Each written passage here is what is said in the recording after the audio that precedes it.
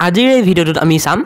কেনেকৈ আপোনালোকে ঘৰতে বহি মোবাইলতে আপোনালোকৰ PRC-টো কিমান হৈছে আপোনালোকৰ PRC-টো ষ্টেটাস কেনেকৈ চাব পাৰিব হেতু জানিম ঠিক আছে সো আপোনালোকে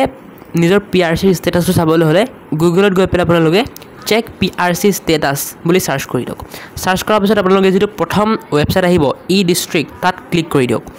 ক্লিক কৰাৰ পিছত আপোনালোকৰ এনেকুৱা এটা ইন্টাৰফেস আহিব ইয়াৰে ওপৰত আহি পেলাই চাব আপোনালোকে এপ্লিকেশন নাম্বাৰ প্ৰভাইড কৰিব দিছে এটা আপোনালোকৰ এপ্লিকেশন নাম্বাৰটো প্ৰভাইড কৰি দিব এটা কিছুমানে ডাউট থাকিব পাৰে যে এপ্লিকেশন নাম্বাৰটো ক'ব পাম সো আপোনালোকে যদি নিজে এপ্লাই কৰিছে তেন্তে এপ্লিকেশন নাম্বাৰটো আপোনালোকে নিজে জানিবই যদি আপোনালোকে কম্পিউটাৰ বা সাৰ্কেল অফিচত গৈ এপ্লাই কৰিছে কম্পিউটাৰ দোকান বা সাৰ্কেল অফিচত গৈ তেন্তে তেওঁলোকে আপোনালোকক এটা কাগজ দিছে চাগে PRC ষ্টেটাস চেক কৰিবলৈ বা যদি দিয়া নাই তে হিহতৰ পৰা আপোনালোকে খুদিলেই নাম্বাৰটো পাই যাব আৰু যদি কাগজখন দিছে তেতিয়া তাতে আপোনালোকৰ নাম্বাৰটো লিখা থাকিব ঠিক আছে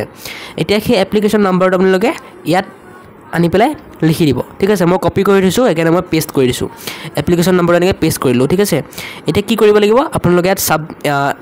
ষ্টেটাসটো চাবলৈ হলে এই ষ্টেটাসত ক্লিক কৰিব লাগিব ক্লিক কৰাৰ পিছত আপোনালোকে এনেকৈ ধুনীয়াকৈ আপোনালোকে চাব পাৰিব আপোনালোকৰ ষ্টেটাসটো ঠিক আছে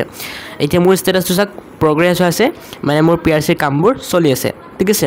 সো এনেকৈ চাব পাৰিব আপোনালোকে আপোনালোকৰ PRC ষ্টেটাস আশা কৰো ভিডিওটো ভাল লাগিল যদি ভাল লাগিল ভিডিওটো লাইক কৰি চেনেলটো সাবস্ক্ৰাইব কৰি দিব আৰু কমেন্ট এটা কৰি দিব কেনেকুৱা লাগিল ভিডিওটো আজিলৈ বাই